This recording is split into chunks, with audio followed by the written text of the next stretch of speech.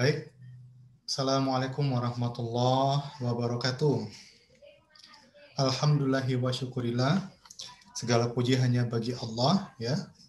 Hari ini kita telah diberikan curahan rahmat begitu luar biasa. Sementara di luar sana masih banyak saudara-saudara kita yang hari ini tidak dapat bersua dengan kita karena alasan sakit ataupun ada hal yang lain yang lebih mendesak ataupun hal lain yang sekiranya itu tidak dapat kesempatan untuk bergabung bersama kita pada forum kelas kita pada kesempatan kali ini. Baik saudara sekalian, oleh karenanya mari kita buka forum diskusi kita ini dengan sama-sama kita berdoa. Bagi Anda yang beragama Islam, saya mengajak kita semua yang ada di sini termasuk saya, mari kita bacakan basmalah. Mudah-mudahan Allah Subhanahu wa taala, Tuhan yang Maha Esa, memberikan keberkahan dan ridho atas pertemuan kita ini. Mari sama-sama kita bacakan. Bismillahirrahmanirrahim. Bagi saudara-saudara yang beragama di luar daripada Islam, ya, saya bersyukur dapat bersua pada kesempatan hari ini. Semoga kita semua dalam keadaan sejahtera selalu. Tak lupa saya mengajak Anda semua, mari kita berdoa sesuai dengan agama, keyakinan, dan juga tata cara yang telah diajarkan oleh agama kita. Ya, tak henti-hentinya saya mengingatkan dan mengajak kita semuanya, berdoalah yang baik-baik, minta kepada Tuhan, semoga kita senantiasa terpelihara dan terlindung olehnya, dan dipelihara dalam segala sesuatu dengan keadaan baik tentunya. Ya, silakan.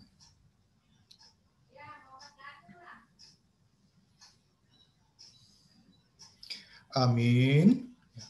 Baik saudara sekalian, alhamdulillah hari ini kita dapat melanjutkan pembahasan kita ya. Nah, namun sebelumnya di sini kita ada sedikit perubahan mode pembelajaran ya. Nah, kali ini kita pembelajaran tetap menggunakan pola daring, hanya saja kita menggunakan metode bersifat monolog ya. Nah, jadi sifatnya ini adalah tapping, nanti ini pun recorded ya, terekam. Nah, rekaman ini nanti saudara dapat melihat melalui platform yang akan kita bagikan. Berikutnya akan kita informasikan. Baik saudara sekalian, kita lanjutkan pembahasan kita kali ini, di mana seperti yang sudah kita informasikan semula ya, pada kesempatan kali ini kita akan membahas yang namanya komunikasi publik. Nah, saudara, untuk komunikasi publik ini, mari sama-sama kita pahami ya. Saya mengambil satu terminologi yang saya petik dari pendapat Wahyuni ya, di mana dikatakan apa itu komunikasi publik? Komunikasi publik ini adalah proses penyampaian pesan secara efektif, secara massal. Artinya massal di sini adalah 2 orang atau lebih. Ini dapat dilakukan secara satu arah maupun 2 arah ya. Audiens dalam hal ini adalah halayak banyak yang memiliki cara pandang, latar belakang yang beragam ya. Namun dalam kaitannya dengan komunikasi publik ini, yang namanya audiens ini memiliki nilai ataupun harapan yang disepakati secara bersama ya. Nah, baik saudara, perlu kita sampaikan ataupun saudara perlu paham juga apa yang menjadi sarana komunikasi publik. Sarana komunikasi publik ini pertama kita lihat, nah kalau itu dia satu arah, boleh jadi dia itu pidato, boleh itu orasi, ceramah, atau para pemuka agama, ustadz, ulama, ya atau pendeta ini khutbah dalam sidang-sidang keagamaan gitu ya. Kemudian juga boleh jadi bersifat ini interaktif, yaitu adalah rapat atau sidang. Nah, atau juga ini dalam suatu konferensi. Kemudian boleh juga itu dalam sifatnya kampanye, promosi, atau presentasi. Ada diskusi panel misalkan, ada seminar, ada training. Atau kalau kita di kelas-kelas, seperti biasa, namanya mengajar. Termasuk juga dalam hal ini adalah suatu pertunjukan ya atau demo. Itu termasuk dalam ranah ini. Apa yang menjadi urgensi komunikasi publik? Pertama, komunikasi publik ini diharapkan dapat meningkatkan kapasitas dan rasa percaya diri. ya. Anda pejabat, Anda pimpinan, Anda manajer, gitu ya. Ketika Anda tampil di halayak, disitulah kapasitas Anda akan terlihat. Disitulah yang namanya audiens akan melihat dengan baik dan istilahnya itu mencirikan Anda, ya, apakah Anda capable ataukah Anda sesuai dengan harapan mereka ketika Anda berhadapan di depan audiens halayak. Kemudian apa yang menjadi urgensi berikutnya adalah ini adalah momen kita menyampaikan ide kepada banyak orang, gagasan. Kemudian komunikasi publik ini diharapkan ini memberikan pengaruh kepada banyak orang. Ya, ketika kita memiliki ide gagasan, ketika ini kita tidak kita tuangkan kepada halayak, nah orang tentu tidak akan tahu sampai di mana visi dan misi sang pimpinan. Nah, kurang lebih begitu ya, akan dibawa kemana kita secara organisasi, gitu ya. Nah, kemudian komunikasi publik ini diharapkan untuk mendapatkan perhatian. Nah, ini banyak kadangkala itu yang namanya perhatian ini justru lebih bersifat kepada popularitas pada sudut pandang ataupun kalangan tertentu. Nah, kemudian komunikasi publik ini juga harap saudara pahami juga ini adalah suatu kebutuhan kapasitas sebagai seorang pimpinan. Nah, tadi sudah kita jelaskan sebelumnya. Banyak orang bertanya, apa yang menjadi hambatan-hambatan dalam komunikasi publik? Nah, ini ada beberapa ya. Kalau di sini saya menyimpulkan cukup ada 7 poin yang menjadi hambatan-hambatan. Pertama, terjadinya hambatan pada komunikasi publik itu karena adanya rasa kurang percaya diri. Kurangnya familiarisasi berbicara depan umum. Ya, ini artinya ini membutuhkan jam terbang. Familiarisasi, pembiasaan ya. Ini membutuhkan jam terbang gitu ya. Saya teringat dulu ketika waktu saya sekolah, pertama kali saya itu ditunjuk menjadi ketua kelas, saya diminta untuk menjadi perwakilan. Ketika itu ada rekan kita yang berduka cita ya, orang tuanya meninggal, mewakili sekolah, kita menyampaikan kepada halayak. Halayaknya tentunya adalah para ahlul bait ya, para keluarga yang berduka cita begitu. Awalnya memang kita, wah ini canggung, ragu-ragu, malu. Nah, tapi setelah kita dorong untuk membiasakan diri berbicara, akhirnya ini suatu mengasihkan, kita diberikan salut ya, kemudian ada juga apa yang kita sampaikan itu dianggap sebagai doa, diaminkan. Nah, ternyata ini suatu hal yang mengasihkan gitu. Nah, kemudian apa yang menjadi hambatan komunikasi publik ini kurangnya pemahaman pada topik pembicaraan. Ya, hati-hati ya kalau kita ingin menyampaikan suatu gagasan tentang topiknya apa, kuasai dahulu apa yang menjadi topik pembicaraan itu. Nah, ada lagi di sini minimnya persiapan dalam berbicara. Ya.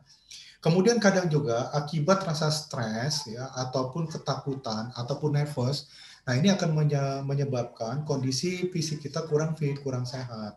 Kemudian minimnya motivasi diri ini pun juga menjadi satu hambatan.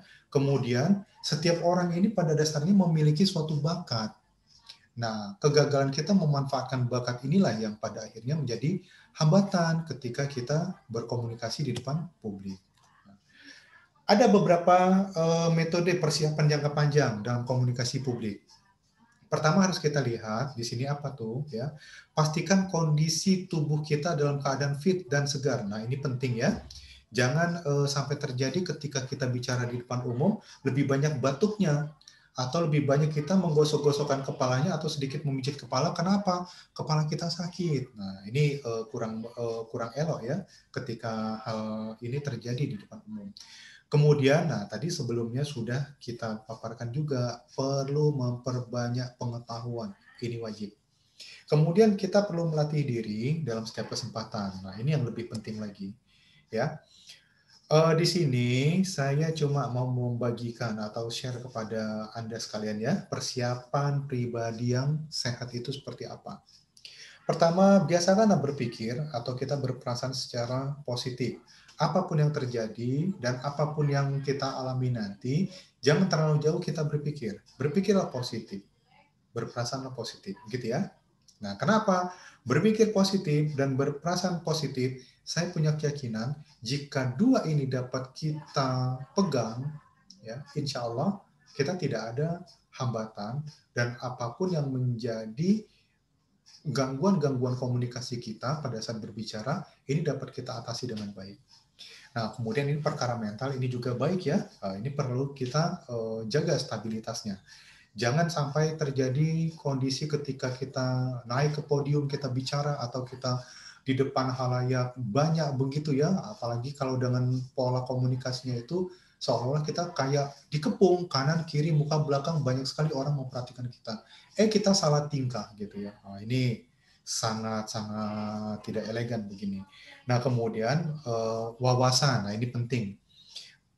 Wawasan ini banyak hal yang perlu kita angkat atau kita ungkap ya. Baik itu menyangkut masalah topik ataupun menyangkut masalah psikologis misalkan. Kultur yang dipegang oleh audiens ini juga penting saya rasa.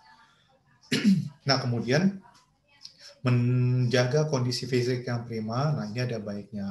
Nah, sebelum kita berbicara di depan umum misalkan, atau kita rencanakan kita akan tampil di muka umum, nah biasakanlah kita istirahat yang cukup. Ya. Nah, kemudian untuk persiapan komunikasi publik, nah ini kalau kita melihat dari sisi jangka pendeknya. Pertama, ini penting ya, kita tentukan dahulu apa yang menjadi topik dan tujuan. Begini, saya ketika diminta untuk berbicara di satu tempat misalkan, apakah itu sambutan, apakah itu semacam suatu ceramah ilmiah, atau bahkan kita sebagai keynote speaker, barangkali saya selalu tanya kepada organizer panitia, siapa yang saya hadapi? Audiensnya ini dari kalangan apa? Lebih banyak laki-laki atau perempuan? Kemudian kita gali terus dari sisi sosiografinya. Nah, seperti itu. Nah, kemudian itu tadi ya, menganalisa publik ya. Kemudian kita mengumpulkan dan mengoleksi apa yang menjadi bahan-bahan pembicaraan. Kita tidak perlu membuatkan satu teks pidato, saya rasa itu penting ya. Tapi kalau saya biasanya cukup saya membuatkan ada semacam cue card sendiri di mana dalam itu ada note-note saja, catatan-catatan apa yang harus saya sampaikan ya. Dengan demikian tidak terkesan kita letterlock membaca satu naskah, ya tidak begitu juga. Ya. Kemudian, nah ini yang penting ya, kita membuatkan metode pembicaraan. Nah, metode pembicaraan ini, kalau saya berbagi clue kepada Anda sekalian, biasanya itu saya melihat dulu kultur, kebiasaan, kesukaan, atau hal-hal yang tidak disuka dari audiens ini seperti apa gitu ya. Kalau misalkan kita berbicara di depan umum, ya, katakan di sini saya sangat pengalaman saya ketika saya berbicara dengan orang-orang Aceh, ya, nah, orang-orang Aceh, ya. Nah, ternyata orang-orang dari wilayah sana ini sangat senang kalau kita berbicara itu dalam suasana yang santai, ya. Nah, umumnya masyarakat di sana itu akan menganggap komunikasi itu akan berjalan baik jika ada hidangan yang namanya kopi, suguhan kopi ya. Kebetulan saya juga suka minum kopi. Nah, di sela-sela minum kopi itulah kita menyampaikan apa yang menjadi inti pesan ataupun gagasan kita. Kemudian, nah ini kita menyusun dan membahasakan bahasa komunikasi secara elegan. Nah, kemudian kita melatih ya. Jangan malu kita melatih apa yang akan kita sampaikan, apa yang akan kita komunikasikan, ya. Nah, ini pun saya sifatnya berbagi kiat kepada saudara sekalian ya, ketika kita memilih topik. Nah, di sini ketika saya diminta untuk berbicara di depan umum, ya, apa yang saya lakukan? Pertama, saya sesuaikan dulu dan saya potret dulu apa yang menjadi kebutuhan peserta. Ya. Kemudian situasinya seperti apa pada waktu itu, ya. Kemudian bagaimana pengetahuan dan pengalaman peserta, ini yang penting, ya. Jangan sampai misalkan begini ya, kita bercerita yang namanya smartphone. Kita bercerita tentang yang namanya, katakanlah di sini iPhone ya, sekarang sudah masuk iPhone berapa, katakan hari ini sudah ada iPhone 9, nah, mudah-mudahan sudah ada ya di Indonesia. Nah, ketika kita cerita iPhone, ternyata audien kita tuh nggak ngerti apa ini iPhone. Nah, ini akan sangat lucu sekali gitu ya. Memang benar ya, ini adalah zamannya zaman smartphone gitu ya. Tapi bukan iPhone yang digenggam atau dimiliki oleh audiens gitu ya. Nah, ini kalau boleh diistilahkan ini akan membuat pembicaraan tidak nyambung gitu. Nah, kemudian sesuaikan juga pengetahuan dan pengalaman kita ketika kita mengungkapkan sesuatu. Ya. Kadangkala ini begini, saya diminta untuk ketika saya berbicara di depan umum, nah ada sesi tanya jawab. Yang lebih lucu lagi itu ketika terjadi sesi tanya jawab, ya, muncul pertanyaan. Padahal pertanyaan itu, nah kembali ke poin A, itu yang sangat dibutuhkan peserta, suatu jawaban yang sesuai dengan kebutuhan mereka. Tapi lucunya kita sama sekali tidak mengalami, tidak pernah mengalami, atau kita buta sama sekali dengan apa yang disampaikan itu. Nah, sehingga ini menjadi suatu jet lag sendiri dalam komunikasi ya. Akhirnya apa? Legitimasi kita sebagai pembicara, narasumber, nah tidak salah jika audiens itu nanti mempertanyakan tentang itu.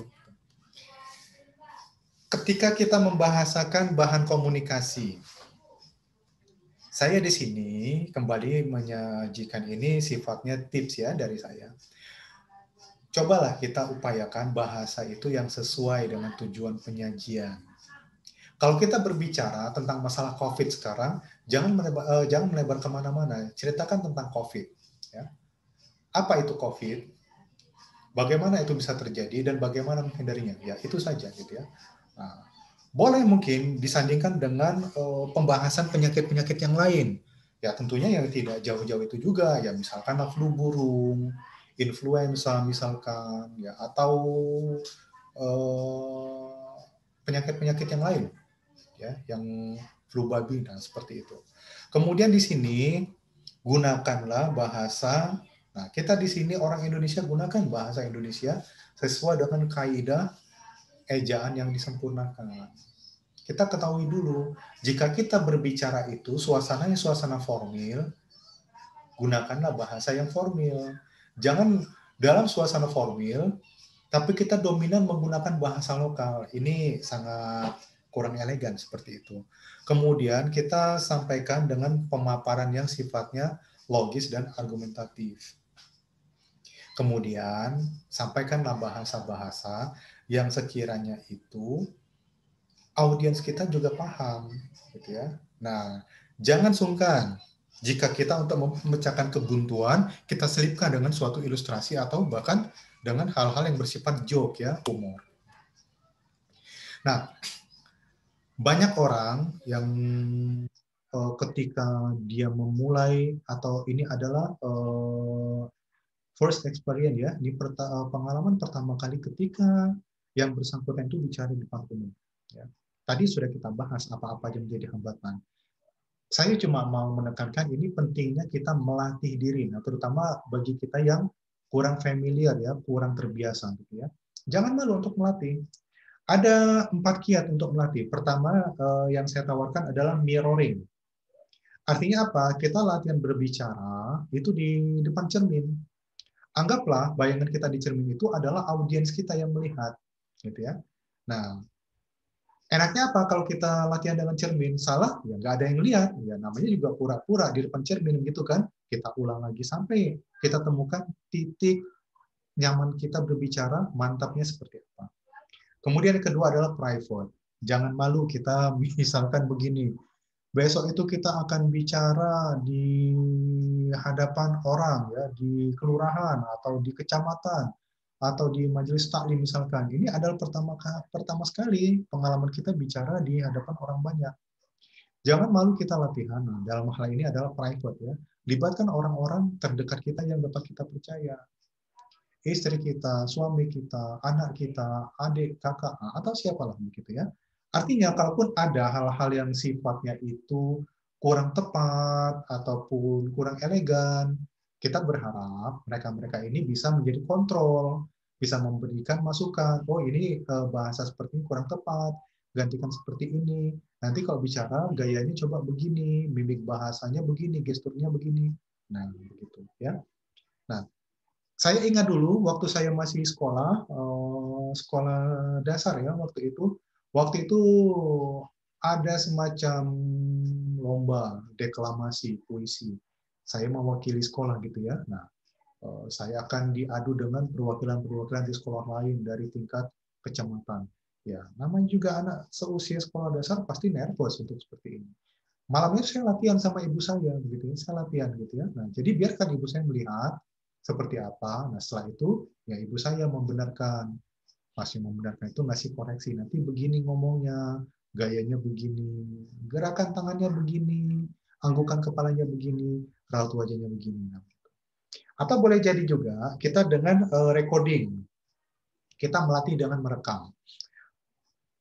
Dulu saya ketika akan, saya masih ingat salah satu studio radio swasta pernah memanggil saya untuk on air. Itu pengalaman pertama saya on air waktu itu. Nah, malamnya saya ambil handphone, saya bicara, kemudian ya biarkan handphone itu merekam. Setelah itu saya dengarkan tadi ngomong apa, bicara apa sayanya, bicara apa, bicara apa. Nah, dengan demikian kita mengkoreksi diri kita sendiri. Ya, gitu. Atau boleh juga dengan venue. Artinya kita melihat tempat pertemuan. Sebelum giliran kita menyampaikan barangkali, nah ini pernah saya diundang untuk memberikan kata sambutan ataupun ceramah ilmiah pada saat wisuda salah satu perguruan tinggi swasta ya. Nah, kebetulan saya diundang H-1 sudah hadir. Nah, oleh panitia ya kita ya ini memang bagaimana kita menempatkan diri. Waktu itu saya minta sama panitia, cobalah antarkan saya ke tempat acara kita wisuda. Nah, panitia pun mengantarkan. Saya lihat ini posisi panggungnya, ini podiumnya, ini nanti meja senatnya, nanti saya posisinya di mana. Audiens itu posisi ataupun formasi duduknya seperti apa, ada berapa banyak bangku. Dengan demikian kita bisa mereka-reka audiensnya seperti ini, wisudawan sebanyak ini, pihak keluarga dan orang tua sebanyak ini. Nah, dari situ kita bisa memetakan sendiri keadaan nanti seperti apa, gitu ya. Oke. Kemudian saya ingin mengingatkan ya, ada beberapa intisari ketika kita menyampaikan komunikasi publik ya. Perhatikan beberapa intisari poin-poin penyampaian ini. Pertama, ya ini saya kembali mengingatkan pentingnya suatu perencanaan komunikasi. Apalagi komunikasi ini komunikasi publik. Ada satu, kalau boleh dikatakan ini pepatah ya. Nah ini pepatahnya orang Inggris ini ada mengatakan begini, ya bicara tanpa perencanaan mengakibatkan turun tanpa penghormatan. Sekali lagi, bicara tanpa perencanaan, turun tanpa penghormatan. Ini akan jelek sekali jika ini terjadi dengan kita. Ya. Maka itu penting kita buatkan persiapan. Seperti apa persiapan-persiapan? Nah, tadi kita sudah uraikan ya di slide sebelumnya, silakan kita pahami kembali itu. Nah, kemudian ini penting, eye contact, kontak mata. Amati audiens. Bagaimana kita menampilkan bahasa tubuh kita, bagaimana penampilan kita, bagaimana sikap kita. Ya. Nah, kenapa pentingnya eye contact ini adalah untuk membangkitkan trust, membangkitkan rasa percaya. Ya, oke. Nah, ini penting dalam hal ini apa tuh? Mimik wajah, bagaimana gestur kita, bagaimana posisi audiens kita, bagaimana sikap audiens, bagaimana kecenderungan tindakan audiens jika terjadi hal-hal yang sekiranya itu di luar dugaan. Nah, itu ya. Kemudian instrumen komunikasi yang kita gunakan bagaimana gitu ya. Nah, di sini saya coba mau mengumpamakan, terus terang, saya cobalah kita lihat seperti Bung Tomo ya. Masih ingat Bung Tomo? Ini tokoh yang menggelorakan perjuangan 10 November 45 di Surabaya. Beliau ini bukan suatu tokoh yang hebat menurut saya. Bung Tomo saat itu dia hanya seorang pemuda biasa. Tidak ada bekal pendidikan yang mencukupi pun tidak, saya rasa tidak ada gitu ya. Tapi menurut kesaksian para ahli sejarah, ketika beliau bicara di depan umum itu, yang dibahasakan itu cuma sederhana gitu ya. Jangan biarkan negeri kita dimasuki penjajah. Itu selalu yang diulang-ulang oleh Bung Tomo. Tapi ketika menyampaikan itu, eye contact-nya itu kepada audiens. Kemudian penekanan, intonasi bahasa, gestur tubuhnya, mimik wajahnya. Nah, semuanya ini bermain mendukung. Pada akhirnya apa? Yang namanya audiens, area Surabaya pada waktu itu terdrive untuk mengikuti apa yang dia bicarakan. Ya. Nah, contoh lain kita lihat seperti Bapak Presiden pertama kita, Pak Soekarno atau Bung Karno begitu ya. Dalam setiap pidatonya, kalau kita lihat, boleh kita lihat di YouTube atau di media manapun ya, jarang kita lihat dia itu bicara dengan menggunakan teks. Semuanya itu sifatnya tanpa teks. Tapi apa yang kita lihat? Nah, eye contact-nya, gestur tubuhnya, mimik wajahnya, ya, semua itu bermain. Sehingga apa? Pesan yang dia sampaikan itu betul-betul menancap kepada audiens yang mendengarkan. Ya. Oke, baik, berikutnya kita ambil. Apapun itu, situasi apapun, ketika kita bicara, pasti ada yang namanya alokasi waktu. Tidak mungkin ya rasanya seorang 3ND itu bicara di depan umum, 4 jam bicara. Ini tidak mungkin begitu ya. Karena waktu itu bukan hanya untuk mendengarkan suara kita gitu ya. Nah, tidak begitu ya. Namun di sini pun ya, kita tetap jaga yang namanya vokal. Betul-betul kita sesuaikan. Seperti apa intonasinya, bagaimana kecepatan kita berbicara, mental kita, ya mohon kita kendalikan. Tetap kita tenang ya, meskipun kita sangat sadar menghargai yang namanya waktu ya. Kemudian tetaplah fokus kepada topik, meskipun alokasi waktu hampir habis. Kadang-kala ini begini, dalam beberapa event gitu, apakah itu seminar ataukah itu yang namanya macam-macam begitu ya, yang namanya agenda kegiatan itu, panitia itu menyiapkan petugas yang namanya timekeeper. Ketika kita bicara, ketika waktu sudah hampir habis, dia memberikan kode waktu kita sudah hampir habis. Banyak pembicara itu ya terjadi slack dalam pembicaraan. Kenapa? Terganggu dengan yang namanya timekeeper. Artinya apa? Timekeeper memberikan kode ya. Kita hormati kode itu, tapi tuntaskan dulu topik ataupun ide yang kita ingin sampaikan. Selesai, kita pastikan sudah sesuai dengan apa yang kita inginkan, ide gagasan itu. Ketika waktu itu sudah habis ya, artinya kita sudah tidak punya beban lagi dalam berbicara gitu ya. Nah, kemudian ini yang penting. Banyak pembicara. Siapapun itu, ya, saya tidak mengatakan predikatnya ataupun kapasitasnya sebagai apa ya. Apa yang diomongkan itu lari dari topiknya. Nah, tolong sama-sama kita jaga yang seperti ini. Jangan sampai pembicaraan itu, ya istilah orang itu apa? Ngalor ngidul. Apa yang menjadi topiknya, akhirnya yang terucap, yang keluar itu lain dengan apa yang ditargetkan topiknya. Ya. Nah, bagi para pejabat misalkan, ya ini sangat riskan sekali. Ya. Sangat riskan. Ketika dalam suatu pembicaraan, komunikasi publik, topik yang ditargetkan itu lari dengan apa yang dibicarakan, ini sangat riskan sekali bagi pejabat, gitu ya. Nah, begitu juga halnya, ya boleh jadi pemuka agama, ustadz, ulama atau pendeta, gitu ya. Nah, apalagi kita sudah disambut, dibuatkan satu banner spanduk, ya. Oh, selamat datang, ya selamat datang Bapak 3ND gitu ya. Dalam suatu katakanlah apa namanya tablik akbar, temanya tentang puasa, tapi kita bercerita pada akhirnya tentang apa?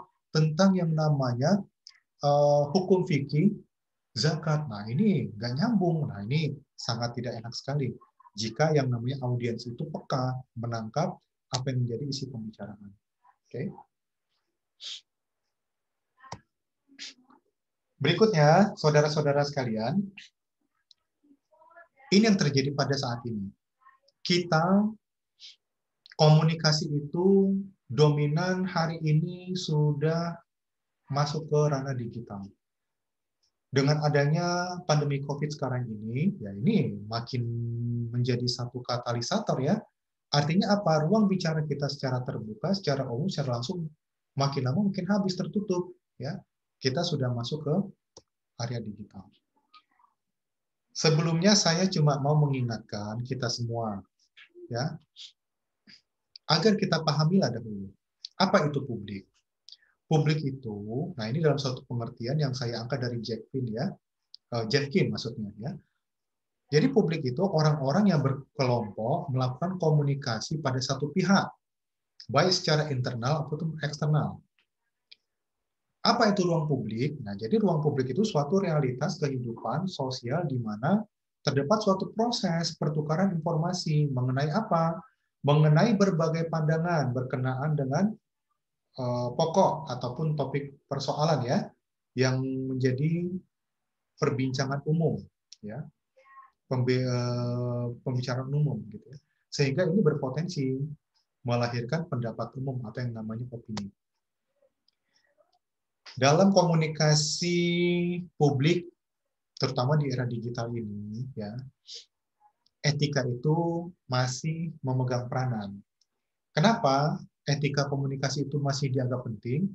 Pertama begini, harus kita sadari juga dalam komunikasi publik itu terdapat tidak hanya penyampaian informasi belaka, namun di dalamnya itu berpotensi membentuk opini, ya tadi sudah dikatakan, dan di dalamnya itu berpotensi mendorong keinginan, niat audiens ya, atau publik untuk bertindak berdasarkan pesan apa yang mereka terima.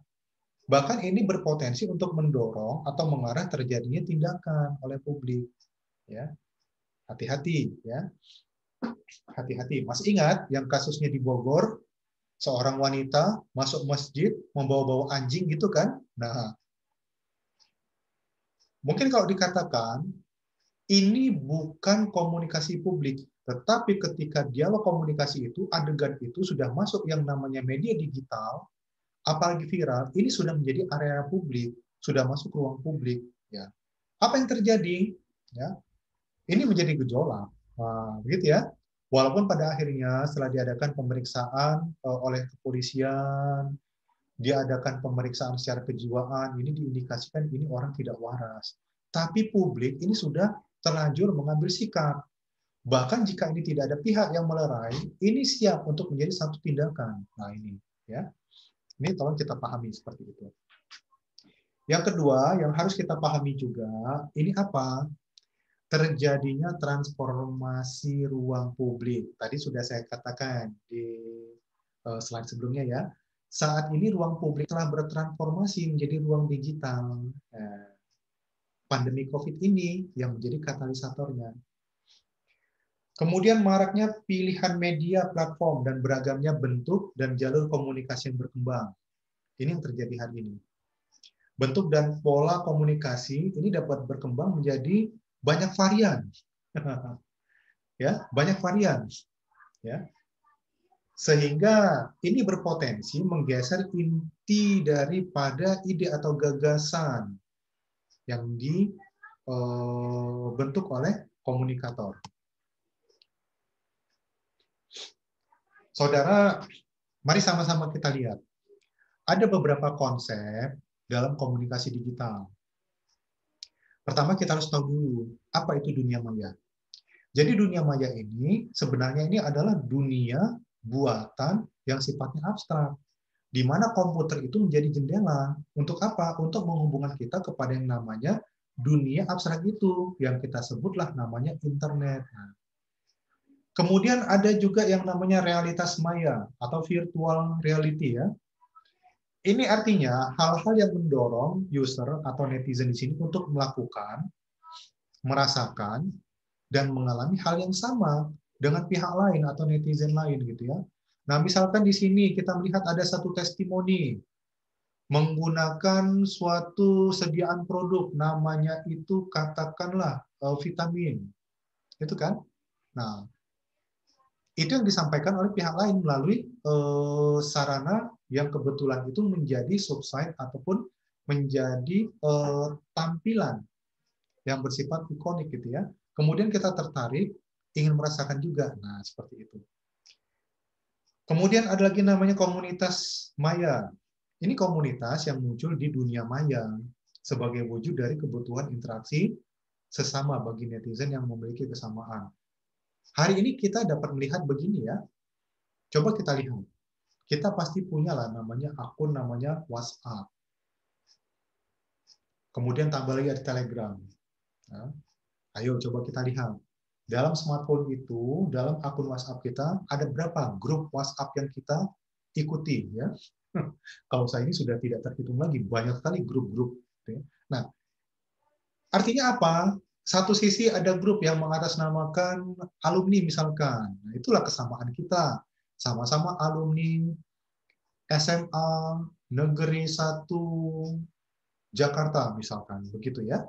Atau misalkan mahasiswa Fakultas Ekonomi dan Bisnis Universitas Muhammadiyah, seperti itu juga ya. Atau yang lainnya gitu ya. Kemudian ada lagi namanya chatroom atau chatbot ya. Nah, chatroom ini banyak ya, hari ini sudah berkembang. Boleh jadi itu dia bersifat pop-up, ataupun itu dia menjadi suatu fasilitas sarana tersendiri. Apakah dia itu subsite, ataupun dia itu sifatnya sport. Nah, seperti itu. Kemudian interaksi. Interaksi ini, awal-awalnya ini, kalau boleh dikatakan ini suatu wadah, bagaimana orang bisa mengapresiasi suatu tampilan. Apakah gambar, apakah itu teks, ya, apakah itu video, nah seperti itu. Ya. Jadi ini dia mendorong untuk kita melibatkan diri dalam suatu realitas maya, gitu ya. Nah, biasanya terdorong dari arena sifatnya ada hiburan, ya, ada option atau pilihan, ada kesamaan situasi, ataupun mungkin masuk ke arah yang sifatnya emosional. Ada juga namanya hypertext. Ini spot, subsite yang muncul dalam suatu tampilan website ya, boleh jadi bersamaan atau silih berganti.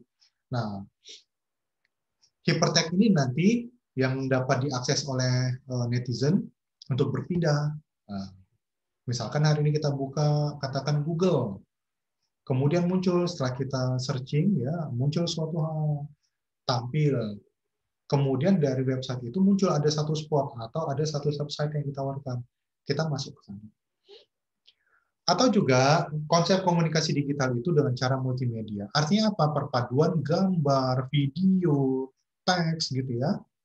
Nah, musik, nah itu berpadu menjadi satu. Menjadilah suatu tampilan. Menjadi satu konten. Nah, itu dia. Saya cuma mau mengingatkan ya, kenapa yang namanya etika itu sulit dikontrol pada ruang digital. Nah, ini yang sering terjadi ya.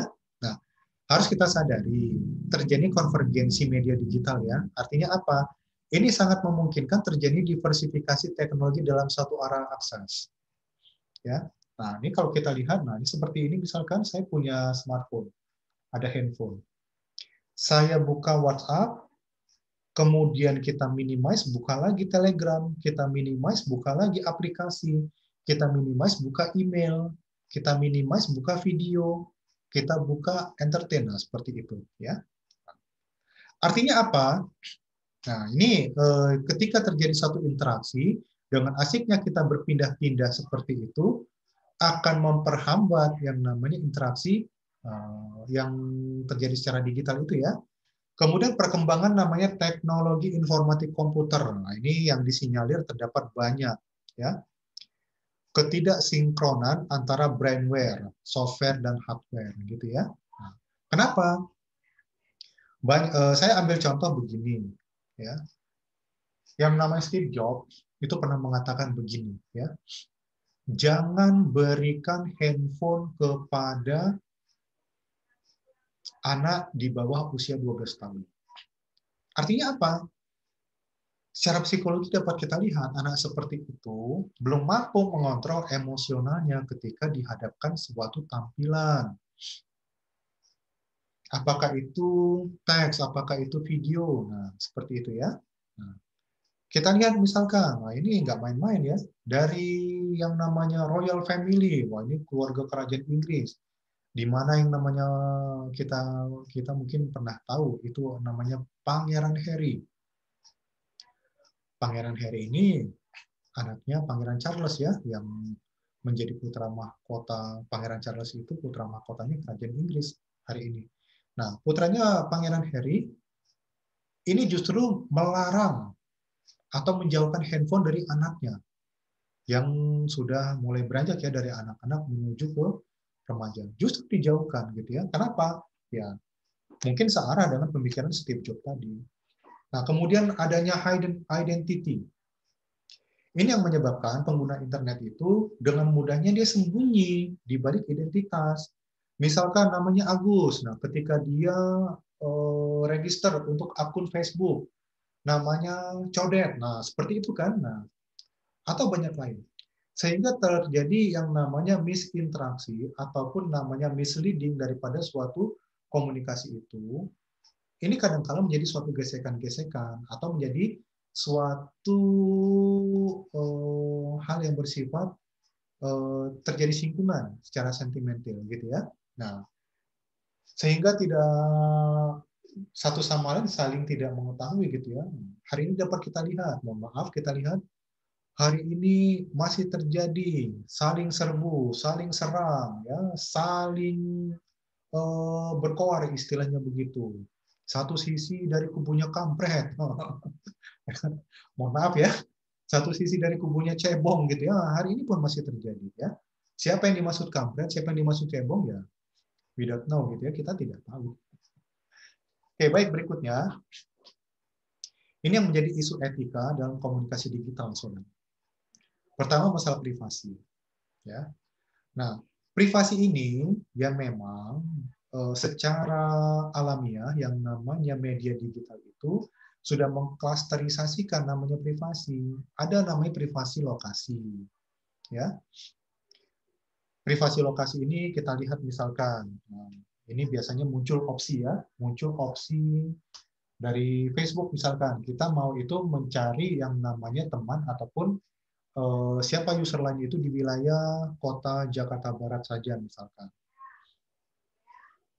Kemudian ada privasi keputusan. Nah, ini kita dapat memfilterisasi. Misalkan ketika kita mau menyebarkan suatu konten gitu ya, siapa yang dapat melihat konten ini ya? Mungkin dari sisi sosiografinya, umurnya kita batasi, gendernya kita batasi, begitu ya. Nah, kemudian kategori lainnya kita batasi. Ada lagi privasi informasi. Nah, ini pun kita hari ini dapat memprotek ya. Misalkan kita share suatu, katakanlah kita gunakan media sosial, kita update status. Kita pun dapat kita atur siapa-siapa saja yang boleh melihat status ini, siapa yang boleh komentar gitu ya. Kemudian, nah ini maaf nih, ada namanya demokrasi daring. Munculnya spot atau subsite yang berisi survei, barangkali, vote, barangkali, ya ini yang disebut dengan namanya demokrasi daring. Nah, ini sering sekali muncul, kita lihat gitu ya. Apa yang menjadi partai pilihan Anda? Silakan vote. Nah, seperti itu gitu ya. Nah, banyaklah ya, kita nggak usah cerita sampai ke itu, saya khawatir nanti malah terpolitisasi ya, saya kurang nyaman demikian. Nah, ini awalnya berawal dari yang namanya fasilitas, ada namanya like, share, komen. Nah, ini awalnya di situ ya. Kemudian berkembanglah menjadi banyak spot ataupun ada namanya subsite, nah seperti itu. Ada yang namanya itu hak cipta, copyright gitu ya. Nah, hari ini isu penyalinan dan juga pendistribusian, kadangkala ini juga menjadi masalah gitu ya. Hari ini yang namanya netizen itu ulahnya ya, itu yang menjadi satu kendala kita juga, nggak kita kontrol. Ya, misalkan, kita ambil satu capture, satu tokoh misalkan, presiden, hanya foto polos gitu, kemudian pun siapapun dapat mengedit gitu kan. Ada satu quote, ya, ada satu quote. Untuk mencegah COVID-19, misalkan begitu minumlah jahe banyak-banyak. Misalkan seperti itu quote yang diedit. Nah, kemudian setelah itu, setelah rapi, di-share. seolah-olah itu menjadi suatu quote dari gambar tokoh tersebut gitu ya. Padahal tokoh itu tidak pernah mengatakan hal yang demikian. Malah orang yang mempublish foto aslinya itu sendiri pun kerepotan. Kenapa foto saya ini bisa dijiplak orang? Nah, ini dia. Ya, ini yang menjadi satu isu gitu ya. Nah, kemudian ini nih ya bermunculan yang namanya teror digital. Teror digital ini apa? Bukan teror bom gitu ya. Kita lagi asik-asik berselancar di suatu website, tiba-tiba datang satu spot, ya. Datang satu spot, ya. Ini menampilkan satu tampilan perempuan dengan tampilan pakaian nggak senonoh gitu ya, ngajak untuk berpacaran daring. Wah, ini, ya. Atau kita lagi asik-asik mengakses suatu website, tiba-tiba datang satu spot menawarkan main game. Nah, ini, ya. Ini yang masih menjadi isu. Kemudian, nah, kita harus paham juga, dalam yang namanya ruang digital itu, ini ibarat kata sudah menjadi suatu komunikasi besar, menjadi satu dunia sendiri. Tidak ada namanya batas negara, dan di situ pun tidak ada yang namanya legalitas suatu kependudukan, tidak ada gitu ya. Kalau kita di sini legalitas kependudukan ada KTP, kartu keluarga, tidak ada yang namanya itu entry permit harus punya KTP masuk ke internet, tidak ada begitu. Jadi siapa saja bebas gitu ya. Dan dia pun siapapun yang sudah masuk mengakses ke dalamnya merasa dia memiliki, merasa punya hak, dan dia merasa mempunyai wilayah ataupun zona nyaman masing-masing. Nah, itu yang disebut namanya netizen. Ya. Di negara kita memang itu semua diatur dalam suatu perangkat hukum yang kita sebut namanya Undang-Undang ITE gitu ya. Nah, namun di sini saya punya pendapat ya. Pendapat saya ini adalah murni pendapat saya, tidak mewakili pihak manapun ya. Siogianya yang namanya aturan-aturan itu, apakah itu namanya undang-undang terkait ITE, sebaiknya ini jangan sampai menyentuh atau masuk ke area yang bersifat privasi pengguna internet. Karena undang-undang informasi telekomunikasi elektronik ini bukan untuk ibarat kata itu kita menerobos masuk ke dapur orang, kita menguping, ya bukan itu gitu ya. Nah, kita berharap mudah-mudahan para regulator ke depan itu bisa lebih bijak dalam mengatur seperangkat aturan ini ya. Karena bagaimanapun aturan ini kita butuhkan dan ini penting. Nah, ini yang menjadi beberapa pantangan ketika kita berkomunikasi publik via digital ya. Nah, di sini saya menawarkan begini ya, setiap kita berkomunikasi secara publik ya, hindari komunikasi atau apakah itu teks, apakah itu suatu video misalkan gitu ya, ataupun itu suatu tapping, rekaman suara. Jangan terkesan kita ini paling benar, paling pintar, paling cerdas, paling bijaksana ya, apalagi kita sampai mengejudge ya, atau hindari seperti ini. Jangan sampai timbul kesan kita ini menggurui. Nah, itu ya. Ini bisa berdampak fatal. Apalagi kalau kapasitas kita sebagai pejabat publik ini fatal. Jangan pernah mencela pihak manapun ya. Sementara kita nggak kontrol. Ini loh, kita punya rekam jejak digital. Kita katakan suatu pihak ya dengan suatu hal yang sinis misalkan. Ternyata namanya netizen ini nggak bisa kita kendalikan. Ya, dibaca oleh netizen, kemudian netizen itu masuk ke akun kita, berselancar masuk ke yang namanya tampilan kita, ke homepage kita, dikulik-kulik-kulik, di-scroll, ternyata kita pernah mengatakan hal yang sifatnya kontradiktif. Nah, itu di-up, itu di-up, itu di-up. Ini menjadi bumerang buat kita. Ya. Kemudian jangan pernah kita mengundang sensitivitas mental, moral, ataupun dengan tendensi keagamaan ya. Nah, tolong ini hindarkan ketika kita berkomunikasi secara publik gitu ya. Nah, kenapa? Itu tadi sudah dikatakan. Setiap kita ini mempunyai rekam jejak digital. Rekam jejak digital ini meskipun ini kita hapus tapi jejaknya itu tersimpan ya. Di mana ya? Di manajemen data siapa yang menjadi pemilik atau pengelola dari aplikasi ataupun media yang kita gunakan itu. Ya, mohon hati-hati. Oke, baik saudara. Kiranya itu tadi pembahasan kita mengenai yang namanya komunikasi publik. Ya. Nah, untuk selanjutnya kita buka ruang dialog ya. Nah, untuk ruang dialog ini silakan masuk melalui jalur komentar. Nah, komentarnya dari mana? Nanti akan kita informasikan platform mana yang kita buka. Ya. Nah, pembahasan kita ini nggak berhenti sampai di sini. Untuk berikutnya nanti, kita akan masuk pada topik berikutnya yang menjadi kelanjutan daripada topik kita pada hari ini ya. Nah, insya Allah pada pertemuan berikutnya, kita akan membahas yang namanya literasi media. Oke? Dari saya demikian, kurang lebih mohon maaf. Ya, billahi taufiq wal hidayah. Assalamualaikum warahmatullahi wabarakatuh. Saya hanya bisa mengucapkan thank you, terima kasih, dan sampai bertemu. Ya, dari saya demikian, kurang lebih mohon maaf ya. Nah, bagi teman-teman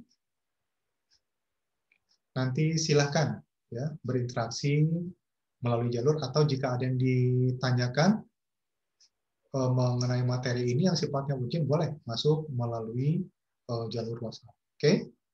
Nah, saya rasa demikian. Saya mohon undur diri dulu.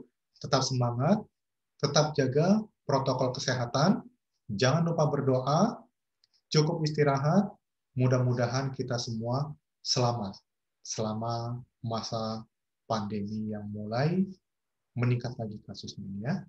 Demikian, selamat malam dan selamat istirahat.